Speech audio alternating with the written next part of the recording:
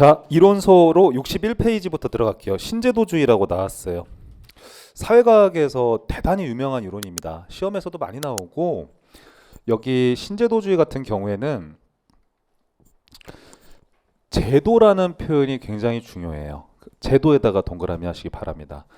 자, 그러면 이 institution이라는 표현 자체가 사실은 추상적인 개념이에요, 여러분. 근데 이제 직관적으로 한번 생각을 해볼게요.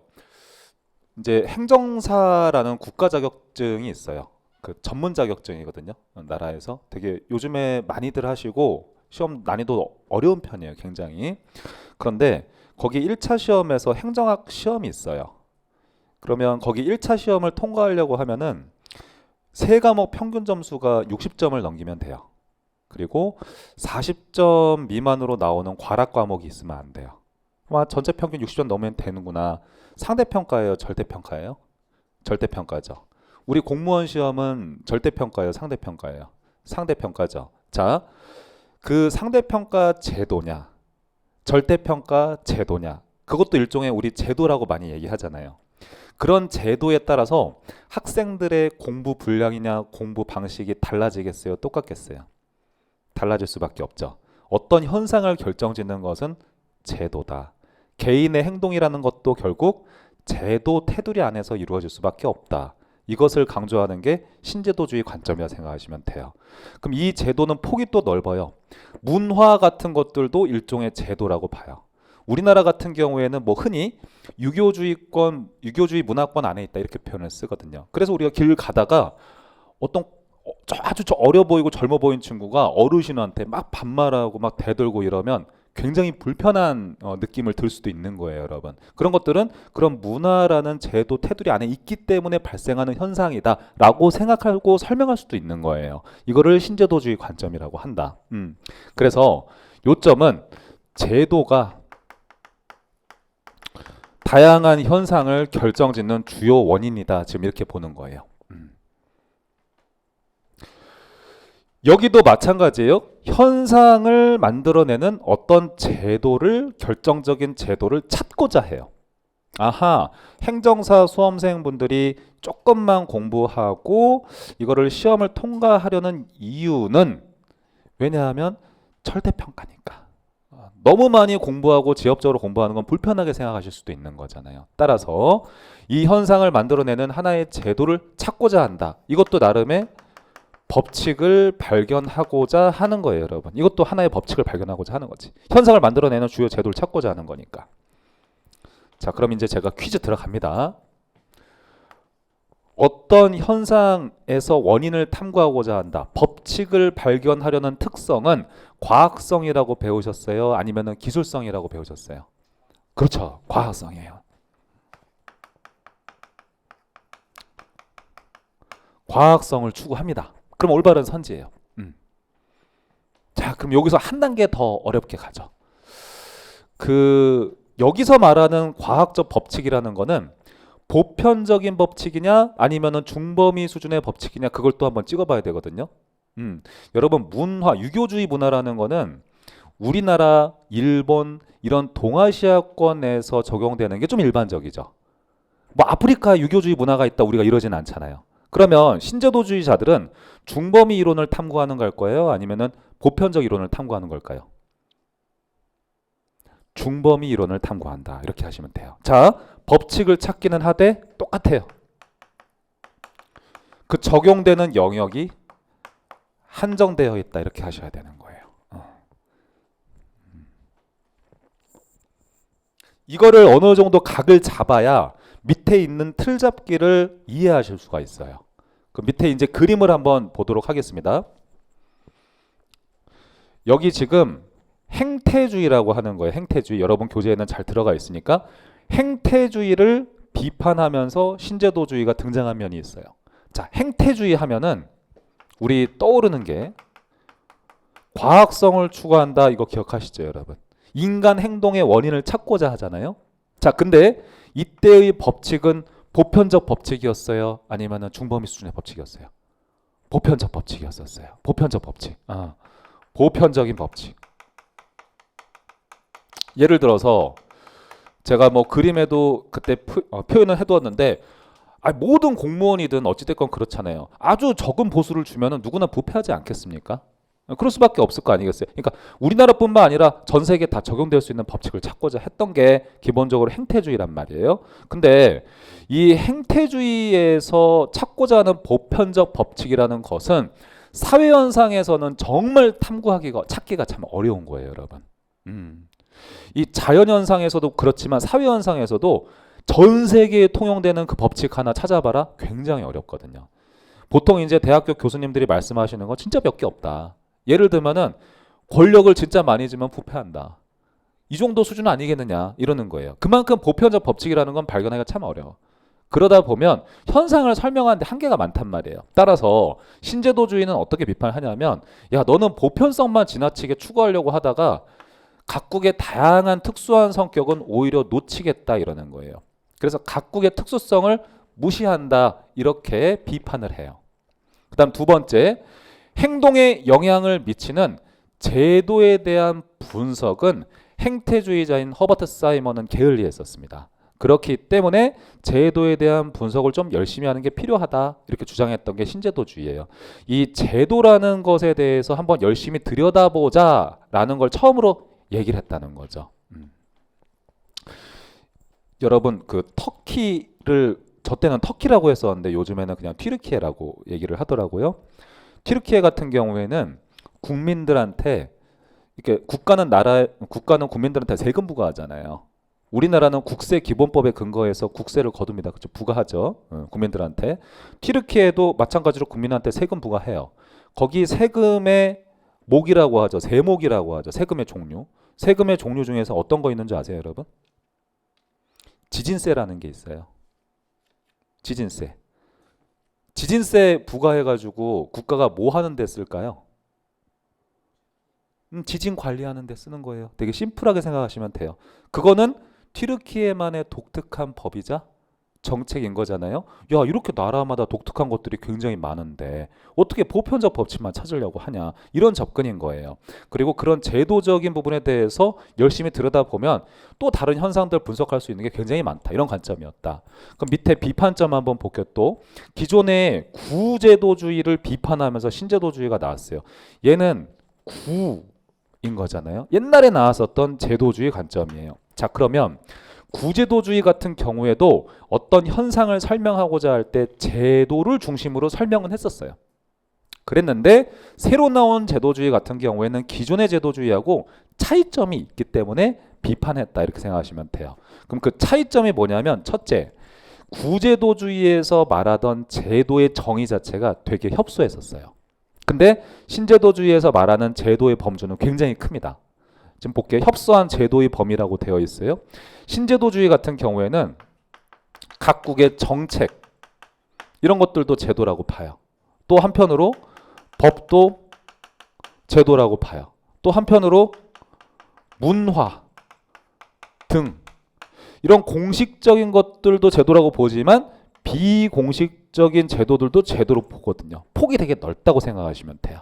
근데 너는 무슨 법이나 정책 같은 것만 제도로 봐냐. 제도라는 건 상당히 폭이 넓은 개념이야 이러는 거예요. 그 다음에 두 번째, 야 너는 너무 정태적인 연구를 했어. 정태적에다 동그라미 하세요. 정태적인 연구하면 뭔가 또 말이 어렵지 않습니까? 좀 첫 번째, 이게 두 가지 관점에서 정태적인 연구라고 주장을 한 건데 일단 1번 선지가 중요해요. 읽어보면 제도 신설이나 변화를 설명하지를 못했다 이렇게 나왔어요.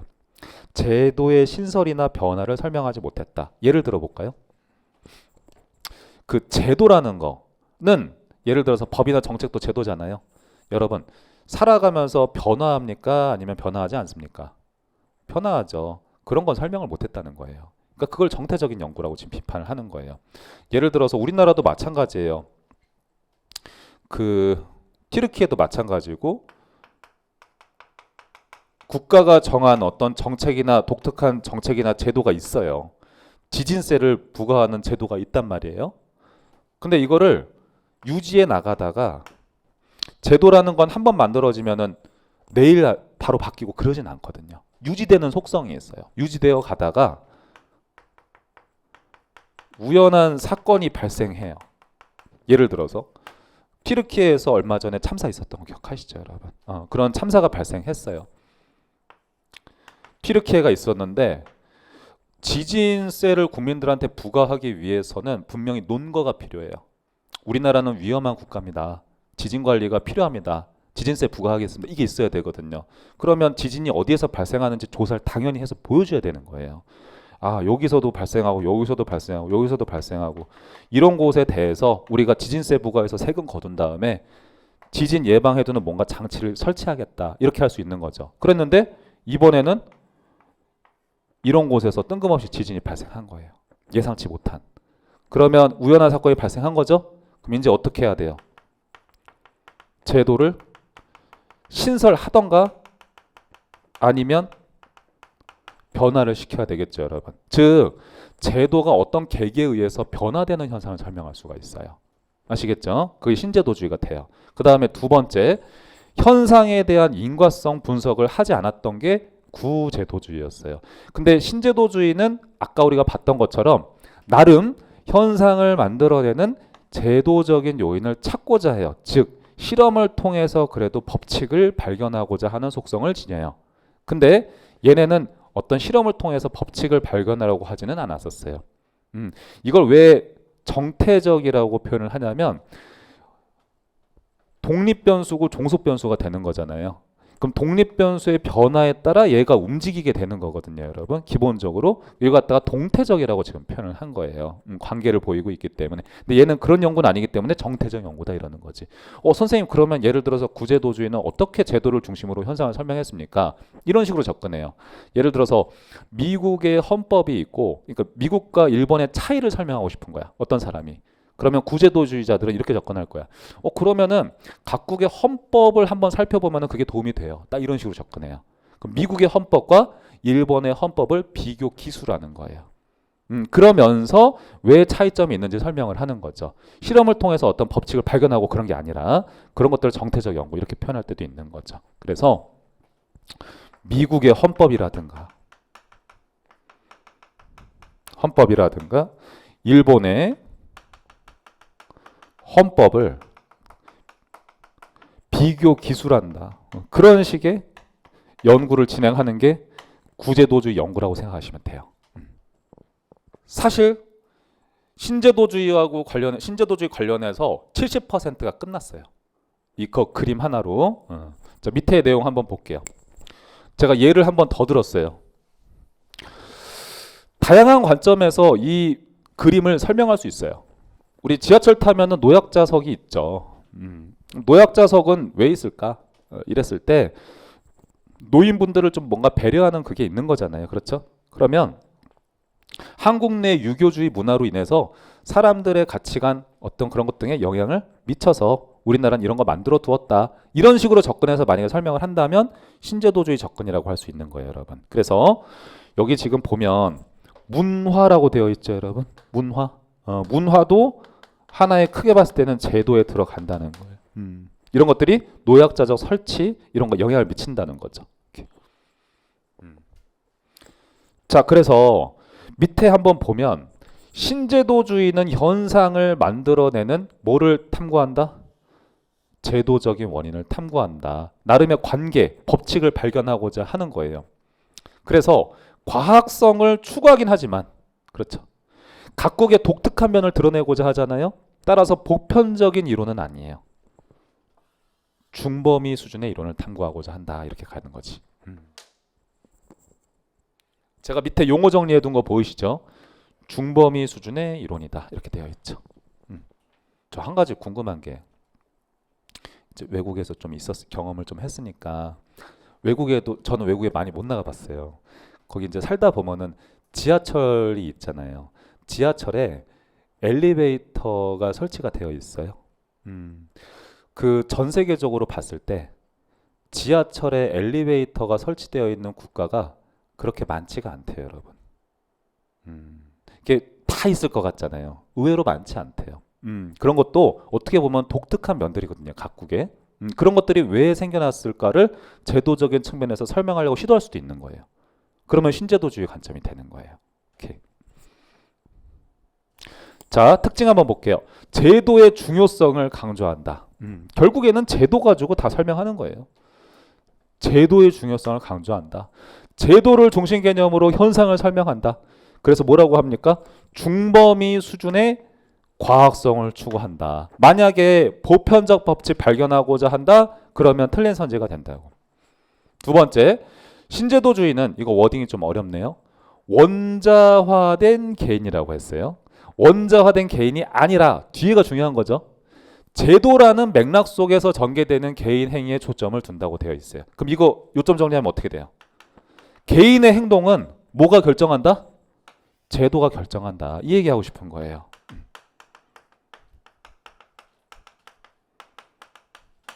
이 말을 여러분들이 아까 처음에 어떤 예시를 가지고 생각하면 되냐면 행정사 시험 공부를 하는 수험생들 생각하시면 돼요, 여러분. 아니, 너 지금 이거 절대평가인데 이걸 다 하고 그럴 필요 없는 거잖아요. 제도라는 맥락 속에서 사람을 움직이게끔 되어 있어요. 예를 들어서 여러분들 스포츠 같은 거 있죠. 스포츠 선수들 한번 생각을 해보면 이런 얘기들 많지 않아요? 저기 유튜브 같은 데 보면은 아니 저기 씨름 선수 강호동이 UFC에 진출하면은 진짜 잘할 수 있을까? 이런 얘기 하잖아요. 복싱 세계 챔피언이 UFC에 진출하면은 어느 정도 성적 낼 수 있을까? 올림픽 금메달리스트가 UFC 들어가면 어떻게 성적 낼까? 이런 얘기 하잖아요. 그럼 모든 UFC 선수들이 다 뭐라고 해요? UFC라는 룰에서 싸울 땐 얘기가 다르다. 이게 뭐예요? 제도가 행동을 결정한다는 거예요. 뒤에 철망이 이렇게 있는 상황이랑 그렇지 않고 프리하게 싸우는 상황이랑 진짜 다르고 레슬링 룰이 다르고 UFC 룰이 다르잖아요. 룰에 따라서 모든 게 다 결정이 된다고 보는 거예요. 그게 제도가 현상을 결정한다고 보는 거예요. 다 일상생활과 관련된 얘기예요, 여러분. 그래서 동태적 연구 한번 볼게요. 동태적 연구의 의미는 신제도주의에서 제도의 변화에 따라 다양한 현상이 발생할 수 있다. 자, 그러면 제도는 어떤 현상을 만들어내는 독립변수라는 뜻이에요. 그리고 다양한 현상은 이 제도에 따라서 종속되어 움직이는 종속변수가 된다는 거죠. 독립변수가 움직일 때 종속변수는 따라서 움직이니까 종속돼서 움직인다라고 하는 거잖아요. 그러니까 동태적이라고 표현할 수밖에 없는 거죠. 그다음 두 번째, 제도의 신설이나 변화 등을 설명할 힘이 있다. 신제도주의 같은 경우. 이것도 동태적인 연구라고 하는 거예요, 여러분. 그래서 어렵게 생각하지 말고 스포츠 야구 같은 거 있죠. 야구나 축구 같은 경우에도 룰이 20년 전과 똑같은지 아니면 변화했는지를 생각을 해보세요. 그냥 변화하잖아요. 그렇죠. 뭐 예를 들면은 골키퍼가 이렇게 있어요. 그럼 여기 골라인이라는 게 이렇게 있는 거잖아요. 여기에 공이 이렇게 되면 골인이 아닌데 이거 가지고 골인이라고 하기도 하고 그러다 보니 애매하잖아요. 그래서 이제 장치를 도입해가지고 여기에 걸쳤는지 나중에 또 리플레이로 보여주잖아요. 이런 걸 도입하게 된 이유가 뭐예요? 제도는 다 변화하기 때문인 거예요, 여러분. 이렇게 변화해 나간다는 거예요. 그리고 나중에 이제 본격적인 이론 강의에서는 이런 제도가 왜 변화하는지도 설명을 다 들어가요. 신제도주의 같은 경우엔. 아까 제가 얘기했었던 그 튀르키예 뭐 참사 같은 거 있잖아요. 그런 아주 우연한 사건에 의해서 제도가 변화된다고도 할 수 있는 거예요. 제도가 변하는 원인을 설명해요. 그럼 제가 예시 들어놨어요. 스터디 그룹 구성원을 규율하는 규칙이 만약에 제대로 된 기능을 하지 못할 때 구성원들끼리 합의해서 이를 바꿀 수도 있다. 제도 바꾸는 거잖아요. 이거는 뭐냐면 제도를 어떤 관점에서 지금 바꾸는 거예요. 제도를 구속하는 구성원들이 그 제도를 생각해 봤을 때 우리 스터디 그룹의 생산성을 저해한다고 판단했기 때문에 제도를 합의해서 바꾼 거죠. 이런 이유로 제도를 바꾸기도 한다는 거예요, 여러분. 이거를 조금 어려운 말로 합리 선택적 신제도주의라고 할 뿐인 거지. 나중에 이거는 배우는 거지만 본격적 이론에서 지금은 신제도주의의 전체적인 개괄적인 내용을 배우는 게 중요한 거예요. 자, 특징 한번 또 볼게요. 넓은 제도의 범위예요. 넓은 제도의 범위. 이게 포인트죠. 넓은 제도의 범위. 그러니까 법이나 정책 이런 것들도 인스티튜션이라고 보지만 뭣도 제도다? 문화 같은 거, 관례 같은 것들도 다 제도라고 보는 거죠. 자, 다음에 밑에 제도는 균형을 이루고 있다. 여기서 하고 싶은 말은 이거예요. 제도가 한번 형성이 되면 일정 기간은 유지되는 속성이 있다는 게 신제도주의자들의 얘기예요. 이제 스포츠 경기 하다가 골라인 이거 애매할 때 판독하는 기계 도입합시다. 그 룰을 새로 적용을 한 거예요. 그러면 이거 이상해요. 내일 모레 바꾸고 그러진 않거든요. 어느 정도 유지되면서 그게 제도가 괜찮은 역할을 하는지 살펴보는 거예요. 적용하고 그러다가 또 바꿔나가고 그렇게 되는 거죠. 그래서 균형을 이루고 있다 이렇게 어렵게 표현을 할 뿐인 거예요. 이렇게. 신제도주의 유형을 한번 볼게요. 자, 대략적으로 좀 설명해 놨어요. 자, 그럼 한번 보시죠. 여기 신제도주의 유형에서는 크게 세 가지가 있다고 나와 있어요. 개념 관계가 이렇게 돼요. 저 한번 보세요. 아까 우리가 이거 배웠어요. 신제도주의가 있다. 그렇죠? 신제도주의가 있는데 이 신제도주의의 영향을 받아서 각 학문에서 다양한 또 세분화된 신제도주의가 따로 또 등장하게 된다는 거예요.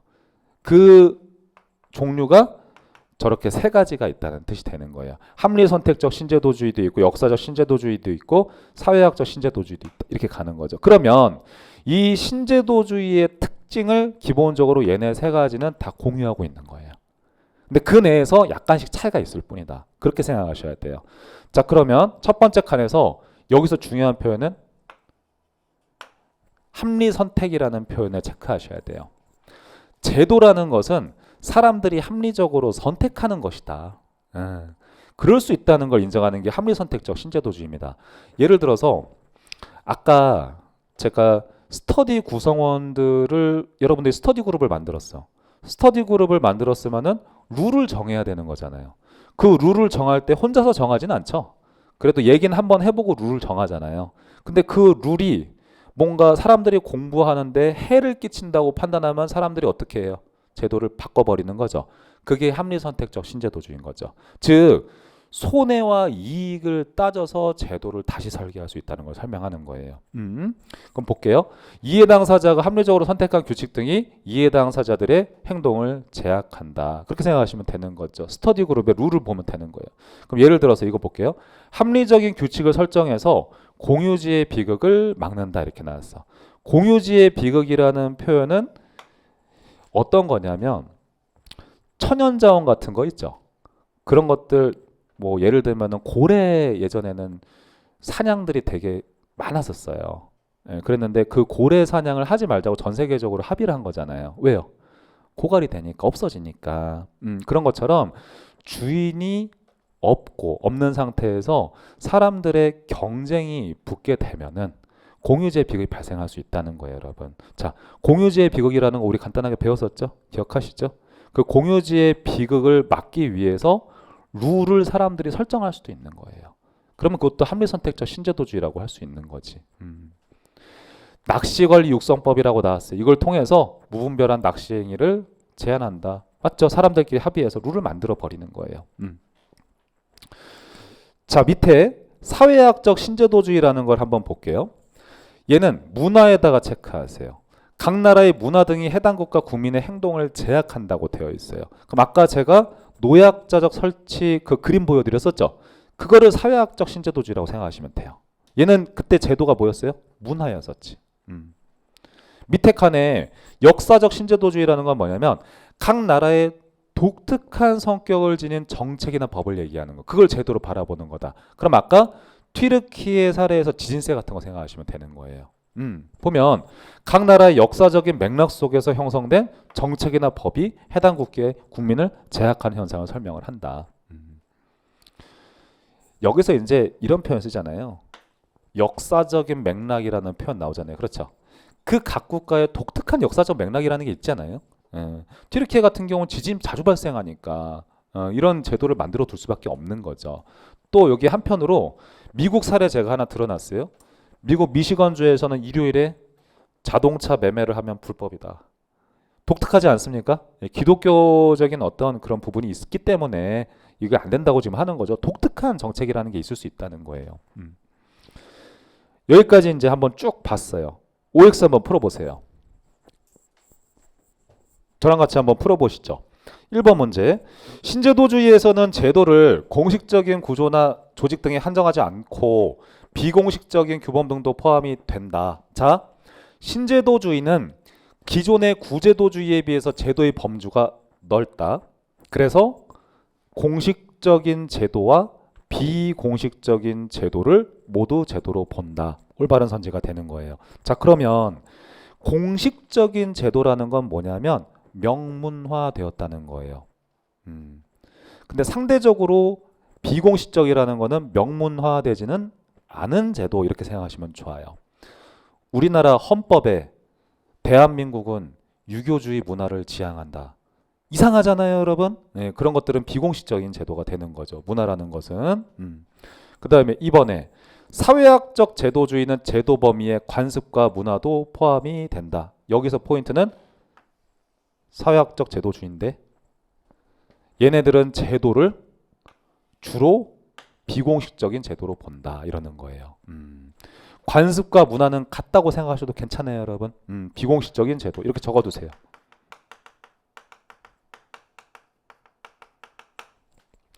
이거 이런 의미거든요. 사회학적 신제도주의든 그 역사적 신제도주의든 신제도주의 카테고리 안에 있는 것들이에요. 따라서 뭐 공식적인 제도도 제도로 인정해요. 인정하는데 우리는 현상을 분석을 할 때 예를 들어서 사회학적 신제도주의는 주로 비공식적 제도에 초점을 두겠다, 그런 얘기거든요. 무게중심을 달리 두겠다. 3번 신제도주의는 기존의 행태주의가 시대별 정책적 차이나 다양성을 설명하지 못하는 한계를 가지고 있다는 점에 주목한다. 여러분, 요 3번 문제하고 61페이지 잠깐 보세요. 거기 맨 위에 보면 틀잡기 그림 있죠? 거기에서 신제도주의가 행태주의 비판한 거의 첫 번째가 뭐라고요? 각국의 특수성을 무시했다고 되어 있죠, 여러분?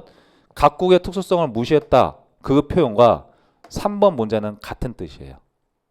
그게 같은 뜻으로 보이지 않는다면 이따가 선생님한테 찾아오시면 돼요. 똑같은 말이에요. 똑같은 말. 다시 한번 볼게. 기존의 행태주의가 시대별 정책적 차이나 다양성을 설명하지 못한 한계를 가지고 있다.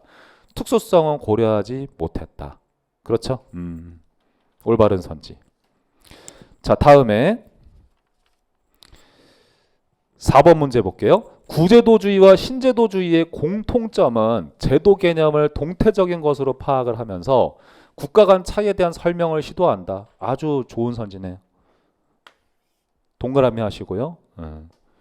그 다음에 구제도주의와 신제도주의를 비교할 때 아까 제가 그랬었죠. 신제도주의는 제도가 유지되어 가다가 변화하는 현상을 설명한다고. 근데 구제도주의는 상대적으로 그러지 못한다고 했었잖아요. 아, 그러니까 빼시면 되는 거잖아요. 그렇죠. 틀린 선지가 돼요.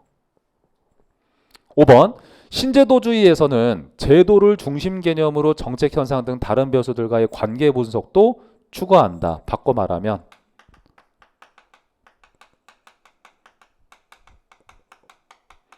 과학성 추구한다. 그런데 보편적 법칙은 아닌 거예요. 중범위 수준의 법칙이다. 제도가 현상을 결정하는 것을 설명하는 거잖아요. 올바른 선지가 되겠죠. 자, 보세요, 여러분. 제도가 다양한 현상에 영향을 미치는 걸 설명한 거잖아요. 그렇죠, 여러분? 그러니까 이게 자체가 관계 분석이라고 하는 거예요. 나중에 국어 독해 지문 리딩을 하실 때 사회과학 지문을 마주치는 경우가 분명히 있을 거예요. 뭐 배버 관료제가 나올 수도 있고 여러 가지 뭐 나올 수 있겠죠, 여러분. 그런 사회과학 지문들을 좀 읽는데 도움이 되실 거예요. 이런 것들을 한번 보다 보면은 비슷한 표현들이거든요, 사실은. 자, 다음에 여기 63페이지에서 접근 방법을 한번 볼게요. 접근 방법. 여기 13번 같은 경우에는 사실은 읽기 자료라고 생각을 하시면 돼요. 뭐 이걸 가지고 여러분 시험에서 구체적으로 묻거나 하는 경우는 거의 없습니다. 제가 말씀을 드리자면 우리 사회과학에서는 어프로치하고 이론, 이거는 사실 다른 표현이에요. 어프로치와 티어리는 다르다. 근데 어프로치라는 건 뭐냐면 일종의 연구 방법이라고 생각하시면 돼요. 연구 방법. 그래서 제가 파란 박스에다가 인식론과 같다 이런 표현을 썼거든요. 그럼 인식론이라는 게 뭐냐? 내가 무엇을 연구할 때 그것을 어떻게 접근해서 연구할 것인가.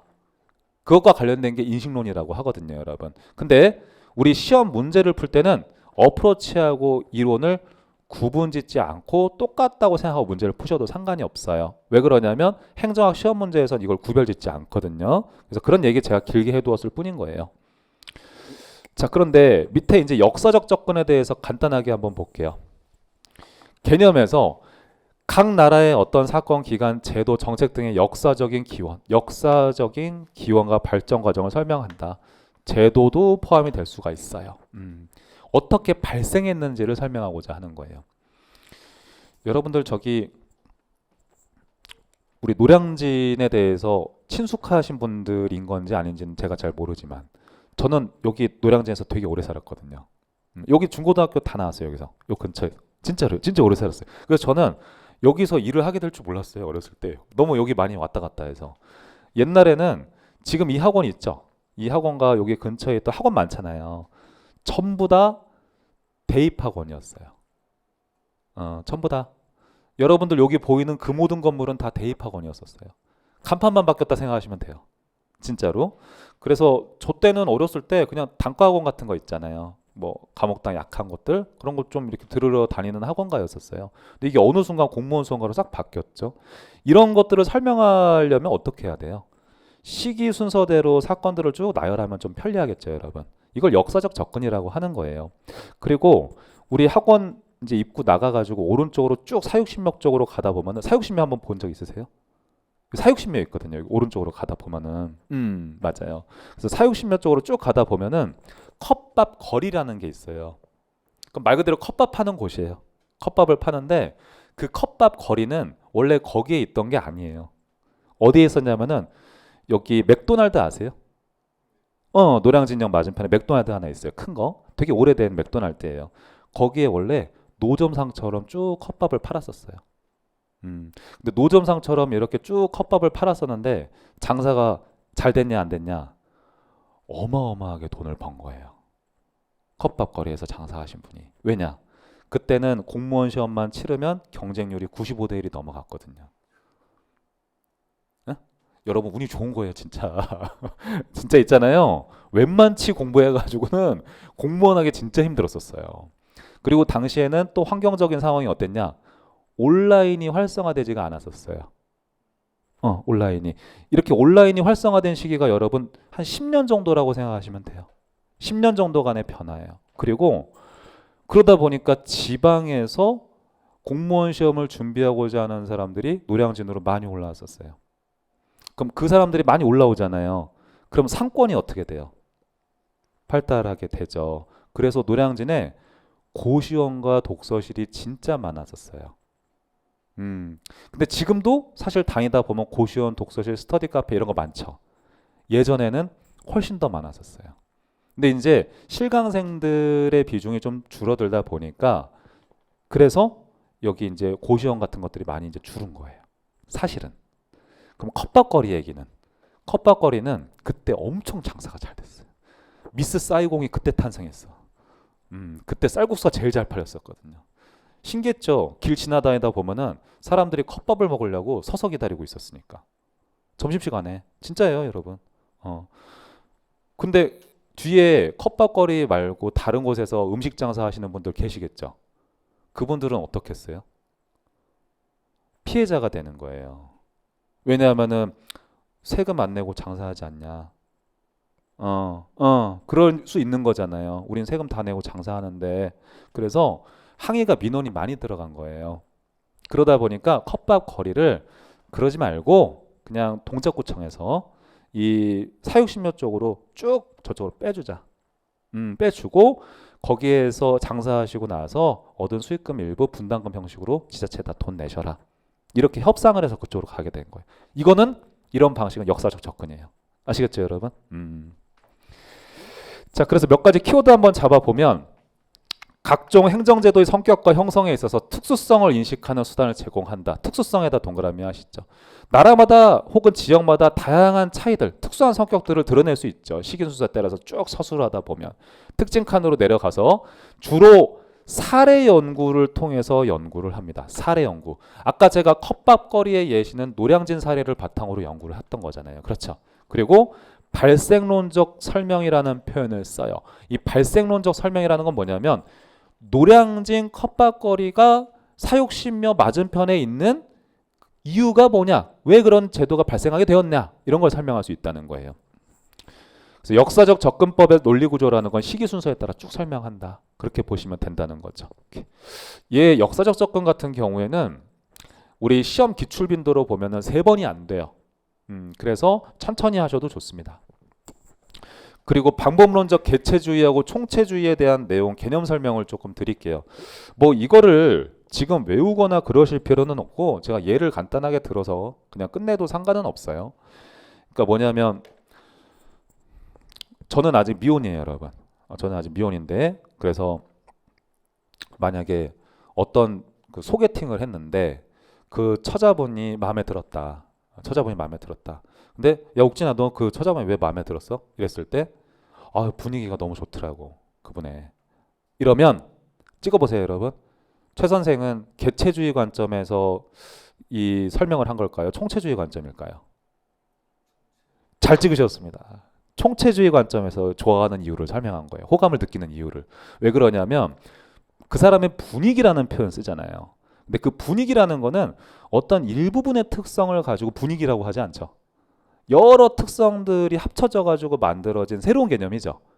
그렇게 접근해서 현상을 설명하려는 시도를 방법론적 총체주의 관점이라고 하는 거예요. 그러면 방법론적 개체주의 같은 경우에는 제가 뇌과학 잠깐 얘기했었죠, 여러분. 뇌과학 같은 거 생각하셔도 괜찮은 거예요. 이제 저녁에 제가 일 마치고 집에 가서 나도 모르게 밥솥 뚜껑 열고 있다. 그러면은 내가 이제 뇌가 시키고 있다. 뇌 호르몬 분비가 그렇게 되고 있어서 내가 그렇게 행동하고 있다. 현상을 구성하는 일부분을 아주 자세하게 분석해서 현상을 크게 쭉쭉 설명해 나가는 거예요. 그러면 개체주의적 접근이라고 하는 거예요. 이렇게도 설명할 수 있어요. 이렇게 제가 판서를 해요. 어떤 사람은 특이하게 생각할 수도 있어요. 이것도 현상 자체를. 야, 이게 뭔데 이렇게 필기가 될까? 이렇게 생각할 수도 있는 거 아니겠습니까? 그러면 이 현상을 설명하기 위해서 이 분필 조각의 일부분을 가지고 성분 조사를 해볼 수도 있는 거잖아요. 그걸 바탕으로 이 이유를 설명할 수도 있는 거잖아요. 그러면 개체주의적 접근이라고 하는 거예요, 여러분. 그래서 개체주의적 접근을 택하는가, 총체주의적 접근을 택하는가, 어떤 거에 정답이 있다는 게 아니라 그냥 그런 관점들이 있다는 거죠. 사람마다 다를 수 있는 거예요. 저를 대학교 때 재무행정을 가르쳐 주셨던 교수님은 첫 시간에 말씀하시는 게 이런 거였어요. 재무행정 이만한 책 딱 펼쳐두시고 나서 나는 뭐 예를 들어서 구청 뭐 아니면 서울시에 대해서 뭔가 요즘에 어떤 일을 하고 있고 뭘 하고 있는지 그리고 뭘 지향하고 있는지 레포트 한번 써와봐라 이랬을 때 재무제표를 분석하지 않으면은 아무런 의미가 없다 생각한다. 딱 이러시더라고요. 들어와서 하시는 말이 그게 국가관리의 전부다. 딱 이러시는 거예요. 그분은 개체주의적 관점 같아요? 총체주의 관점 같아요? 그렇죠. 그게 개체주의 관점이에요.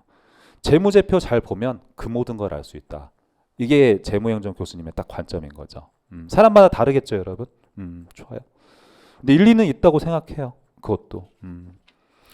64페이지에서 그 그림 한번 간단하게 볼게요. 이거 행정학과에서 배우는 그 모든 행정 이론을 한 장으로 반 페이지로 정리한 거예요. 그러니까 사실은 이게 3학점이라고 보시면 되죠. 근데 여기 다양한 박스들이 있고 개념들이 들어가 있긴 한데 여기 있는 그 모든 것들을 여러분들이 다 배우신 건 아니에요. 그렇죠? 그럼 내가 예를 들어서 공부하는 요령을 좀 알려드리도록 할게요. 여기 행태 관리주의 있잖아요. 그럼 여기서부터 우리가 출발했었거든요, 사실은. 그럼 관리주의 하면은 중요한 포인트가 관리였었어요. 그러니까 능률적인 관리가 행정이야. 이렇게 주장한 사람들을 다 모아둔 게 관리주의인 거 맞죠? 그럼 인출하려고 노력하셔야 되는 거예요. 누가 있었지? 미국의 대통령 우드로 윌슨이 있었고 테일러가 있었고 어이과 귤릭이 있었지. 우드로 윌슨 같은 경우에는 정치와 행정을 구분해야지만이 능률적인 국가 관리가 가능하다고 얘기를 했었고, 테일러 같은 경우에는 경영학자기는 한데 시간과 동작 연구를 통해서 능률적인 시스템을 발견해야지만이 능률적인 관리가 가능하다고 주장을 했었고, 어이과 귤릭 같은 경우에는 최고 관리자의 기능인 포스트 코브와 행정의 4대 원리를 제시했었지 라는 정도가 느낌이 들면 좋아요, 여러분. 자, 근데 보세요. 이 관리주의를 비판하면서 등장한 게 인간주의라는 뜻이에요. 여기서 노란색이 이제 여러분들 교재로 살펴보면은 화살표 표시가 이렇게 되어 있지 않습니까? 그렇죠? 그럼 비판했다는 뜻이거든요. 이거 비판했다는 뜻이에요. 자, 그러면 개념 관계가 중요한 거잖아요. 인간주의가 관리주의를 왜 비판했는지를 모르고서 인간주의를 공부해봐야 큰 의미가 없어요, 여러분. 왜 비판했을까요? 여기에 힌트가 있다고. 인간의 힌트가 있다고. 사람에 대해서는 관심이 별로 없었다는 거야, 국가 관리할 때. 그래서 사람과 관련된 비공식적인 요인에 초점을 두어서 조직 관리하는 게 중요하다. 이게 인간주의잖아요. 그렇죠? 그래서 인간주의는 왜 관리주의를 비판했었는지 생각을 해보시라는 뜻인 거예요. 또 하나 한번 보죠. 행태주의는 관리주의를 비판했대요. 그렇죠? 그럼 행태주의는 관리주의를 왜 비판했을까요? 너희가 제시했었던 행정의 4대 원리는 실험을 통해서 검증은 안 된 지식들이었어. 원리가 아니라 격언에 불과해. 이렇게 비판을 했었던 거예요. 그리고 후기 행태주의가 행태주의를 비판하면서 나왔다는 뜻이에요. 왜 비판했어요? 제가 적어볼까요? 가치 연구를 배제했었다, 그 얘기잖아요. 즉 행태주의 같은 경우에는 행정의 연구 영역을 가치와 사실로 구분하고 사실 연구에만 초점을 두었었죠. 그래서 정부의 방향성에 대한 연구는 게을리했었다.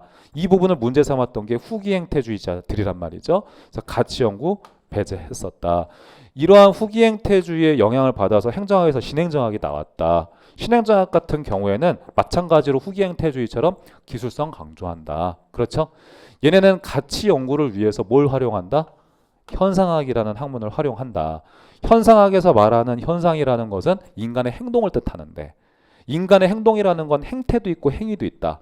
근데 현상학에서 말하는 행동은 행태였어요, 행위였어요?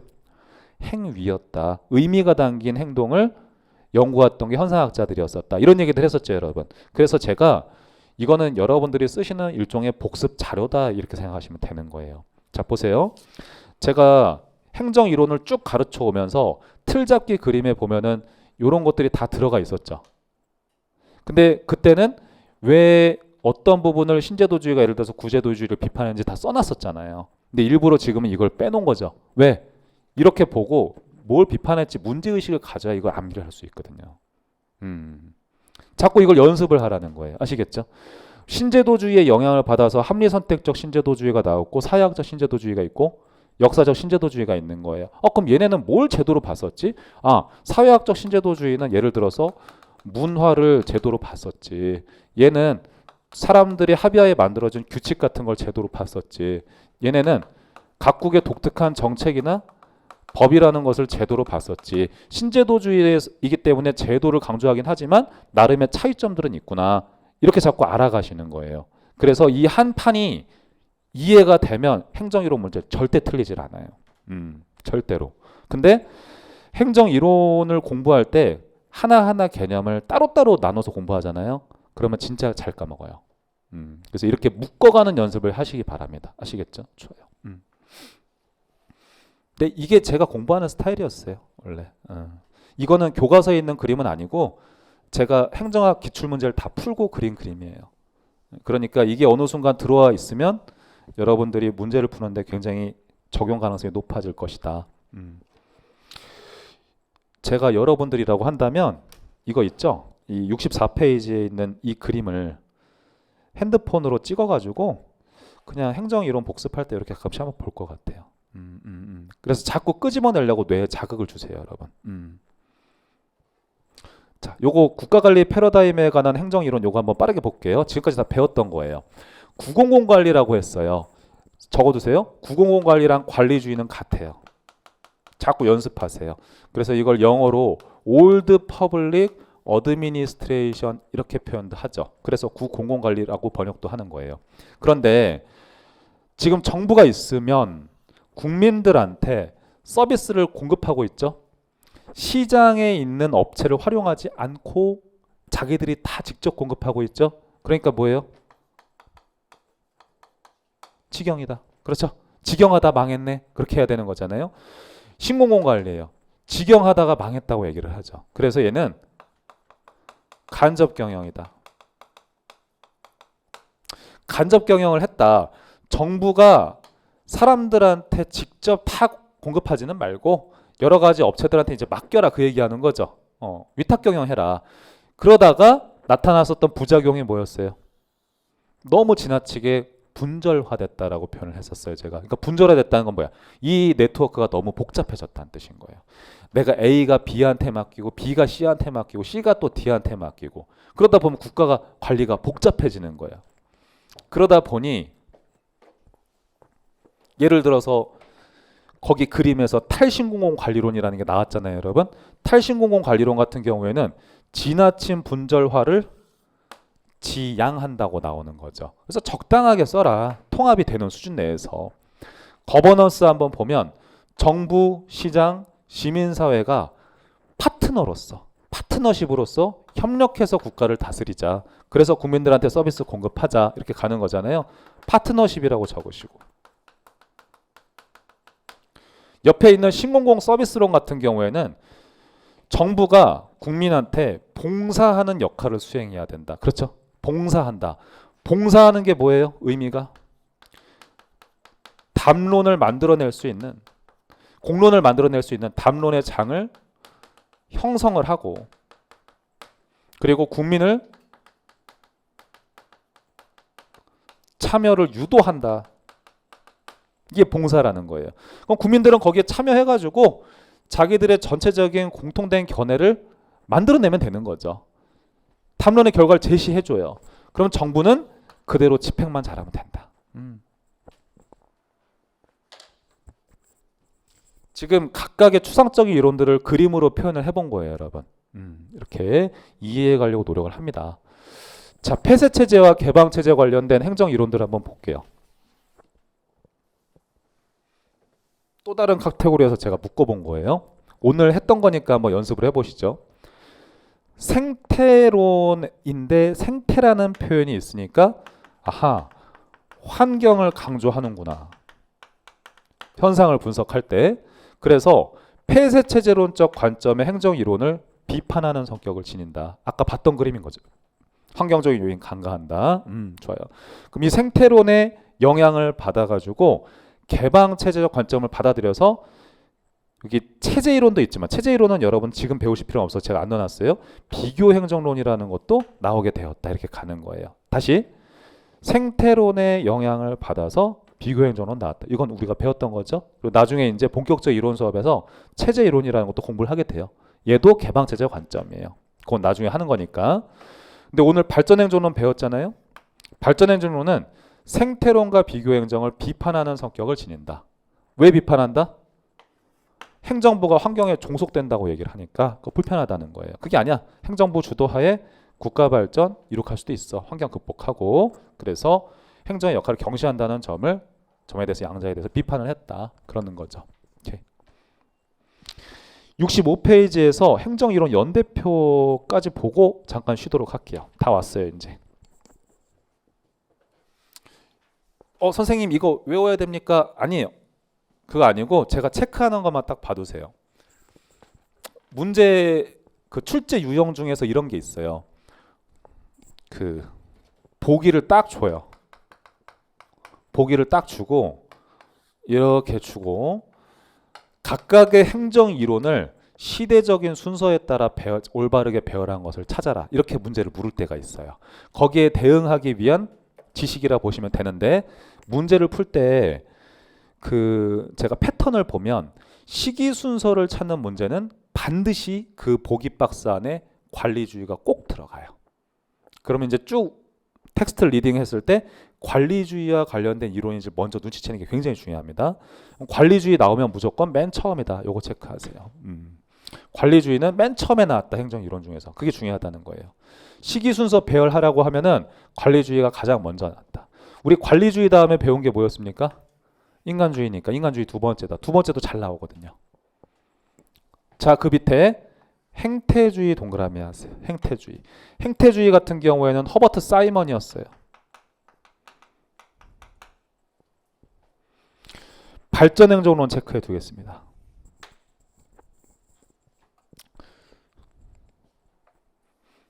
자, 그리고 신행정학도 잘 나와요.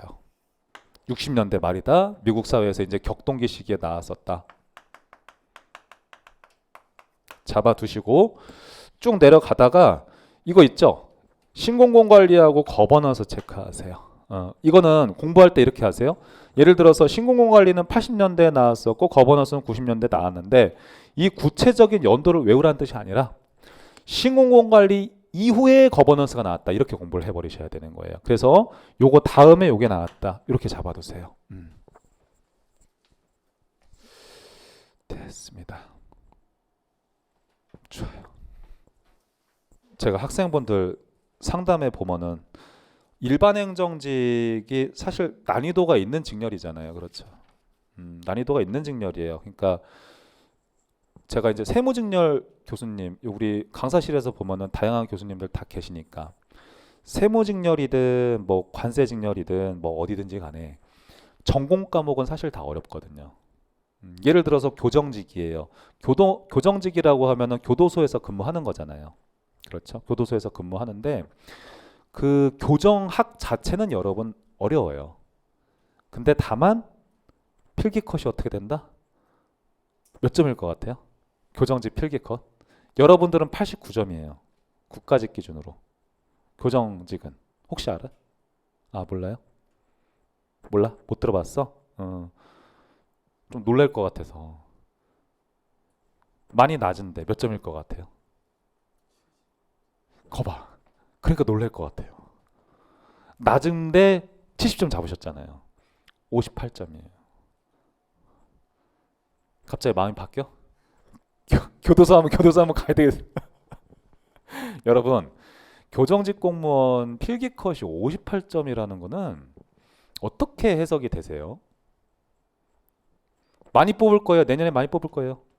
아, 난 진짜 공무원이면 괜찮아 이러면 교정직 하셔도 전 좋다고 생각해요. 이거는 개인의 그 정보가 부족하잖아요. 어떤 선택을 하려면은 정보를 알고 계셔야 돼요. 근데 저는 자신하는데 필기컷이나 이 어떤 데이터 지원자 이런 정보는 진짜 많이 알아요. 그거를 모르고서 공부하고 있다? 그거는 내가 자칫하면 비효율적인 공부량을 할 수도 있다, 소화할 수도 있다는 거예요. 공무원의 종류를 모르고서 어떻게 공무원 시험 수험과에 들어옵니까? 일반 행정직이 가장 노멀한 것이라는 거지 일반 행정직이 가장 합격하기가 좋다는 뜻이 아니에요. 그러니까 만약에 나는 공무원이면 상관없어요. 교수님 저 아무거나 상관없어요. 그럼 교정직 해. 58점이야. 찍어도 저기 뭐야 내가 한 6개월 정도만 공부해도 저기 뭐야 누구든지 6개월만 정말 빡세게 공부해도 그래도 할만하지 않을까? 그런 생각이 드는 거죠. 선생님 저는 공무원이면 상관없어요. 군대여도 괜찮아요. 그래? 그러면은 군무원 9급 궁수직렬 9급 해. 괜찮아. 세 과목만 보면 돼. 세 과목만 보면 되고 평균 한 72점? 할만하잖아요. 그쵸? 근데 한편으로 이런 것들은 있어요. 그러니까 사람이 뭔가 정보를 줄 때는 좋은 것만 얘기하면 안 돼요. 그러니까 국가 관리라는 거는 다 보정작용이라는 게 있어요. 그러니까 뭐냐면 그런 현상이 나타난 이유는 뭔가 보이지 않는 면이 있기 때문이거든요. 군무원 같은 경우에 군수직렬 되기 쉽죠. 그래도 제가 뭐 쉽다는 표현이 상대적으로 쉽다는 뜻이에요. 들어가면은 면직률이 진짜 높아요. 동기 3명이 같이 들어가면은 한 명은 그만둔다 생각하시면 돼요. 근데 신기한 건 뭐냐면 젊은 친구들이 그래도 공무원이면 좋대요. 근데 나는 이해해요. 가르치는 사람으로서. 그러니까 왜 그러냐면 수험생보다 낫다 생각하는 거예요. 젊은 친구들이. 이해합니다. 진짜. 왜냐하면 이거를 또 한 번 한다고 지옥 같을 수도 있는 거예요. 학생들 입장에서는. 선생님 저는 그 면직하는 거는 들어가서 생각하더라도 전 되고 싶다고. 그러니까 그게 요즘 어떻게 보면은 세상인가 그런 생각을 할 때도 있고 참 힘들구나 그런 생각하는 거죠. 근데 들어가면 면직하는 경우 진짜 많아. 그리고 교정직 공무원 면직률 높아요. 그 상황이라는 게 그렇겠죠. 음, 그래서 내가 국가직인데 많이 뽑고 필기컷이 낮으면은 시장에서 뭔가 싼 물건을 파는 경우를 생각하시면 돼요. 어떤 물건이 좀 쌀 때 우리 어떻게 해요? 덥석 사요? 그래도 한번 살펴보죠. 뭔가 좀 있나? 왜 그러지? 왜 싸게 팔지? 이렇게 하잖아요. 똑같아요. 데이터를 보셔야 되는 거예요. 음, 그럼 제가 드리고 싶은 최고의 조언은 면직률을 보세요. 면직률이 전부는 아니에요. 근데 저는 상관성은 있다고 생각해요. 직무 만족도 하고. 그렇죠, 여러분? 회계사들 있죠? 회계사 되게 힘들잖아요. 우리나라에서 회계사 되게 진짜 힘들어요, 여러분. 근데 회계법인에 취직을 하잖아요. 회계법인 면직률은 어떨 것 같아? 얼마 만에 그만둘 것 같아요? 어, 근접했어요. 2년 정도면 다 그만둬요. 회계법인에서. 진짜 많이 그만둬요. 면직률 진짜 높아요. 근데 거기서 그만두는 거는 또 나름 이유는 또 다르긴 해요. 살펴보면은 예를 들면은 회계법인에서 일하는 거는 커리어로만 쓰려는 경우가 되게 많고 공공기관으로 이전하려고 이제 많이 애초에 계획을 그 친구들의 계획이에요. 근데 회계법인 자체는 어찌됐건 퇴직률이 굉장히 높아요, 여러분. 사직서 쓰는 그 기간이 굉장히 짧아요. 거기서 일하는 기간 진짜 죽어나요, 그 친구들은. 진짜 힘들거든요. 그럼 내가 이 공부해서 이렇게까지 이런 생각을 할 만큼 진짜 힘들거든요. 음, 그래서 저는 이런저런 거에 관심이 많아요. 궁금한 거 있으면 와서 언제든지 물어보세요. 잠깐 쉬었다 가겠습니다.